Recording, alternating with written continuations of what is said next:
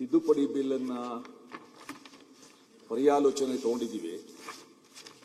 ಅದನ್ನ ಇಂಟ್ರೊಡ್ಯೂಸ್ ಮಾಡಿದ್ರು ಶ್ರೀ ಪ್ರಿಯಾಂಕ್ ಖರ್ಗೆ ಅವರು. ಪ್ರಿಯಾಂಕ ಖರ್ಗೆ ಅವರ ಖಾತೆ ಬಂದು ಗ್ರಾಮೀಣಾಭಿವೃದ್ಧಿ, ಪಂಚಾಯತ್ ರಾಜ್ ಹಾಗೂ ಮಾಹಿತಿ ತಂತ್ರಜ್ಞಾನ ಮತ್ತು ಜೈವಿಕ ತಂತ್ರಜ್ಞಾನ ಮಂತ್ರಿ. ಐ ಥಿಂಕ್ ಮಾಹಿತಿ ಗ್ರಾಮೀಣಾಭಿವೃದ್ಧಿ ಇಲಾಖೆ ಸಚಿವರು ಮಾಹಿತಿ ತಂತ್ರಜ್ಞಾನ ಸಚಿವರ ವಿರುದ್ಧ ಇದ್ದಾರೆ. ಇಂಥ ಒಂದು ಕಾಂಟ್ರಾಸ್ಟ್ ನಾನು ಎಲ್ಲೂ ಕೂಡ ನೋಡಲಿಲ್ಲ. ಎರಡನೇದು,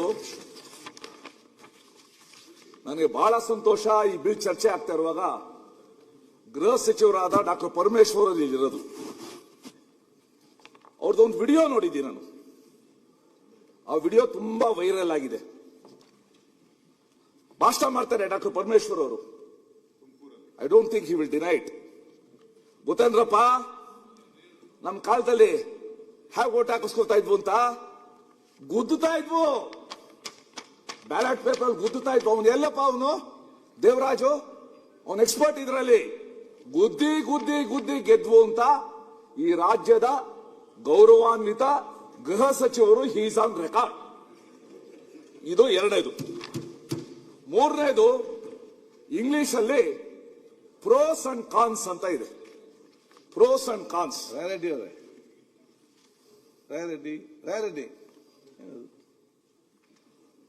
ಪ್ರೋಸ್ ಅಂಡ್ ಕಾನ್ಸ್ ಅಂತ ಇದೆ. ಸಾಮಾನ್ಯವಾಗಿ ಅದನ್ನ ವಿರೋಧ ಪದಗಳಾಗಿ ಯೂಸ್ ಮಾಡ್ತೀವಿ. ಇಲ್ಲೂ ಅಷ್ಟೇ. Progress and Congress, they are opposite. Congress is oppose to progress. ಮೂರನೇದು, 2013ನೇ ಇಸ್ವಿನಲ್ಲಿ ತಾವು ಆಡಳಿತಕ್ಕೆ ಬಂದಿದ್ದು ಇವಿಎಂ ಇಂದ. 2023ರಲ್ಲಿ ಇವಿಎಂ ಇಂದ. ಯಾವುದೇ ವ್ಯಕ್ತಿ, ಯಾವುದೇ ಸಂಘಟನೆ, ಯಾವುದೇ ಪಾರ್ಟಿ ಕನ್ಸಿಸ್ಟೆಂಟ್ ಆಗಿ ಡಿನಯಲ್ ಮೂಡಲ್ಲಿ ಇರಬಾರ್ದು. ಅಶೋಕ್ ಅವರು ಹೇಳಿದ್ರು, ನಾವು ಯಾಕೆ ಸೋತು ಅಂತ ಯೋಚನೆ ಮಾಡಬೇಕಾಗಿತ್ತು. ಯೋಚನೆ ಮಾಡಿದ್ರೆ ನಿಮ್ಗೆ ಕಾರಣ ಸಿಗ್ತಾ ಇತ್ತು. ಪಾರ್ಲಿಮೆಂಟ್ ಅಲ್ಲಿ, ಅಸೆಂಬ್ಲಿಲಿ ಅಷ್ಟು ರಿಸಲ್ಟ್ ತಗೊಂಡು ಪಾರ್ಲಿಮೆಂಟ್ ಅಲ್ಲಿ ಯಾಕೆ ಹಿಂಗಾಯ್ತು ಯೋಚನೆ ಮಾಡಬೇಕಾಗಿತ್ತು. ಅನ್ಫಾರ್ಚುನೇಟ್ಲಿ ಈ ದೇಶದಲ್ಲಿ ಆತ್ಮಾವಲೋಕನ ಅನ್ನೋದು ಪದಾನೇ ಹೊರತು ಇಂಪ್ಲಿಮೆಂಟ್ ಮಾಡೋದಂತೂ ವ್ಯವಸ್ಥೆ ಅಲ್ಲ. ಮೂರನೇದು,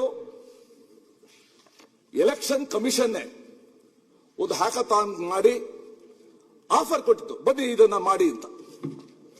ಅದನ್ನು ಎಷ್ಟು ಜನ ಉಪಯೋಗಿಸಿಕೊಂಡ್ರು ನಮಗೆ ಗೊತ್ತಿದೆ. ಸನ್ಮಾನ್ಯ ಸಭಾಧ್ಯಕ್ಷರೇ, I am sorry to say, Sunil Kumar ಅವರು ಹೇಳಿದಂಗೆ ಈ ಬಿಲ್ಲಲ್ಲಿ ಯಾರ ಹಿತನೂ ಇದು ಗಮನದಲ್ಲಿ ಇಟ್ಕೊಂಡಿಲ್ಲ, ಯಾವುದೋ ಉಪಯೋಗನ ಗಮನದಲ್ಲಿ ಇಟ್ಕೊಂಡಿಲ್ಲ. ಉತ್ತರ ಪ್ರದೇಶದಲ್ಲಿ ಅಮೇಥಿ ಅಂತ ಒಂದಿದೆ. ಆ ಅಮೇಥಿ ಕ್ಷೇತ್ರದ ಲೋಕಸಭಾ ಸದಸ್ಯರ ಹಿತಾಸಕ್ತಿಗೋಸ್ಕರ ತಂದಿರೋ ಬಿಲ್ ಇದು. ಒಂದು ನಿಮಿಷ. ತಮಿಳುನಾಡಲ್ಲಿ ಒಬ್ರು ಜಡ್ಜು ಒಂದು ದೇವಸ್ಥಾನದಲ್ಲಿ ದೀಪ ಹಚ್ಚೋದ್ರ ಬಗ್ಗೆ ಜಡ್ಜ್ಮೆಂಟ್ ಕೊಟ್ರೆ, ಈ ಆಳುವ ಪಕ್ಷದ ಕಾಂಗ್ರೆಸ್ ಅವರು ಅವ್ರ ವಿರುದ್ಧ ಇಂಪೀಚ್ಮೆಂಟ್ ಮೂವ್ ಮಾಡ್ತಾರೆ. ಇಂಪೀಚ್ಮೆಂಟ್ ಬಿದ್ದೈತೆ, ಯಾಕಂದ್ರೆ ಸುಪ್ರೀಂ ಕೋರ್ಟ್ ಕೂಡ ಅಪೀಲ್ ಮಾಡ್ತು. ಸ್ಪೀಕರ್ ವಿರುದ್ಧ ಇಂಪೀಚ್ಮೆಂಟ್ ಮೂವ್ ಮಾಡ್ತಾರೆ. ಎಲೆಕ್ಷನ್ ಕಮಿಷನ್ ವಿರುದ್ಧ ಇಂಪೀಚ್ಮೆಂಟ್ ಮೂವ್ ಮಾಡ್ತಾರೆ. ಅಂದ್ರೆ ದೇಶದಲ್ಲಿ ಯಾವುದು ಐಕಾನ್ ಆಫ್ ಕ್ಲಾಸ್, ಇವರು ವಿಗ್ರಹ ಭಂಜಕರು. ಎಲ್ಲಾ ನಂಬಿಕೆಗಳನ್ನು ಒಡೆಯೋರು ಇವರು. ಯಾವುದು ಕೂಡ ನಂಬಿಕೆ ಇರಬಾರ್ದು. ಆ ಒಂದು ಸ್ಥಿತಿಯಲ್ಲಿದ್ದಾರೆ ಇವತ್ತು. ಇವರು ಯಾರು, ಸುನೀಲ್ ಕುಮಾರ್ ಅವರು ಹೇಳಿದಾಗೆ ಮತದಾರರ ಮತಪತ್ರಗಳ ಗೌಪ್ಯತೆ ಖಚಿತಪಡಿಸಿಕೊಳ್ಳಲು ಮತ್ತು ಮತದಾರರ ದಬ್ಬಾಳಿಕೆ, ಬೆದರಿಕೆ, ಅನಗತ್ಯ ಪ್ರಭಾವದಿಂದ ರಕ್ಷಿಸಿ ಆ ಮೂಲಕ ಪ್ರಜಾಪ್ರಭುತ್ವ ಪ್ರಕ್ರಿಯೆ ಪಾವಿತ್ರ್ಯ. ಸರ್, ಇದಕ್ಕಿಂತ ಒಂದು ರಿಡಿಕ್ಯುಲಸ್ ಬೇಕಾ? ನೀವು ಬ್ಯಾಲೆಟ್ ಪೇಪರ್ ತಂದು ಮತದಾರರ ಮತಪತ್ರದ ಗೋಪ್ಯತೆಯನ್ನು ಖಚಿತಪಡಿಸಿಕೊಳ್ಳಲು ಇವಿಎಂ ಎಂದಾಗಲ್ವಾ? ಮತದಾರನು ದಬ್ಬಾಳಿಕೆ, ಬೆದರಿಕೆ ಮತ್ತು ಅನಗತ್ಯ ಪ್ರಭಾವದ ರಕ್ಷಿಸಿ ಇವಿಎಂ ಎಂದಾಗಲ್ವಾ ಅದು? ಆ ಮೂಲಕ ಪ್ರಜಾಪ್ರಭುತ್ವ ಪ್ರಕ್ರಿಯೆ ಪಾವಿತ್ರ್ಯವನ್ನು ಸುರಕ್ಷಿತಗೊಳಿಸುವುದು. ಇದು ನೀವು ಕೊಟ್ಟಿರೋ ಉದ್ದೇಶ. ಇದು ಇದಕ್ಕೆ ಮತ್ತೆ ಇವಿಎಂ ತೆಗೆದು ಪತ್ರ ತರೋದಕ್ಕೆ ಏನ್ ಸಂಬಂಧ ಇದೆ? ಸೊ ಅದಕ್ಕೋಸ್ಕರ ಅವರು ಹೇಳಿದ್ರು, ಇವರು ಮಾಡ್ತಾ ಇದ್ದಾರೆ. ಅವರು ಹಾಕಿದ ಡಾಟೆಡ್ ಲೈನ್ ಮೇಲೆ ನೀವು ಸೈನ್ ಮಾಡ್ತಾ ಇದ್ದೀರಾ.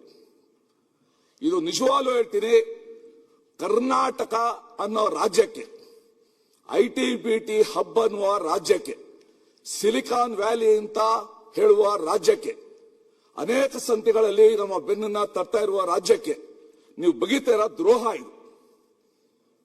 ಈ ಮತದಾರರ ಪಟ್ಟಿಗೆ ವಾಪಸ್ ಹೋಗೋದಿದೆಯಲ್ಲ, ನಿಜವಾಗ್ಲೂ ಕೂಡ ನೀವು ಪರಮೇಶ್ವರ್ ಹೇಳಿದ ಲೋಕಕ್ಕೆ, ಕುಣಿಗಲ್ಲಾದ ಲೋಕಕ್ಕೆ ಇಡೀ ಕರ್ನಾಟಕದ ಸ್ಥಳೀಯ ಸಂಸ್ಥೆಗಳ ಮತದಾರರನ್ನ ಕರ್ಕೊಂಡು ಹೋಗ್ತಾ ಇದ್ದೀರಾ.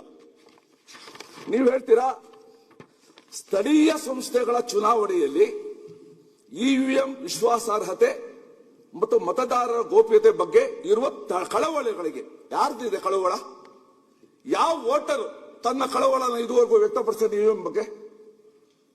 ಯಾರು ಈ ಇವಿಎಂ ಮುಖಾಂತರ ಎಲೆಕ್ಷನ್ ನಲ್ಲಿ ನಡೆದಾಗ ತಮ್ಗಂದ್ಕೊಂಡಂಗೆ ರಿಸಲ್ಟ್ ಬಂದಿಲ್ಲ, ಅವ್ರದ್ದು ಕಳವಳ.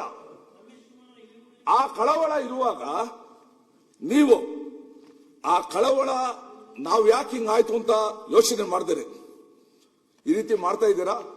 ಪ್ರಾಯಶಃ ಈ ಬಿಲ್ಲು ನೀವು ತಂದಿರೋದೇನಾದ್ರು ಅಲ್ಲಿಂದ ನೋಡಿದ್ರೆ ರಾಜೀವ್ ಗಾಂಧಿ ಅವರ ಆತ್ಮ ವಿಲಿ ವಿಲಿ ಒದ್ದಾಡುತ್ತೆ. ಇದಾ ನನ್ನ ಕಾಂಗ್ರೆಸ್, ಇವಿಎಂ ನಾನ್ ತಂದೆ, ಇವರು ಬ್ಯಾಲೆಟ್ ಪೇಪರ್ ಹೋಗ್ತಾ ಇದ್ದಾರೆ. ಅದಕ್ಕೋಸ್ಕರ ಈ ಏನ್ ಬಿಲ್ ಬಂದಿದೆ ಇದೊಂದು ರಿಟ್ರಾಕ್ಸಿವ್ ಬಿಲ್. ಇದು ನಮ್ಮನ್ನ ಹಿಂದಕ್ಕೆ ತಗೊಂಡೋಗೋ ಬಿಲ್. ಇದು ರಾಜಕೀಯ ಪ್ರೇರಿತವಾದ ಬಿಲ್. ಇದು ಒಂದು ದುರುದ್ದೇಶದಿಂದ ಕೂಡಿರುವ ಬಿಲ್. ಇದನ್ನ ಖಡಾಖಂಡಿತವಾಗಿ ನಾವು ವಿರೋಧಿಸ್ತೀವಿ. ಮಾನ್ಯ ಅಧ್ಯಕ್ಷರೇ, ಈ ಬಿಲ್ಲಿನ ಬಗ್ಗೆ ಚರ್ಚೆ ಮಾಡುವ ಸಂದರ್ಭದಲ್ಲಿ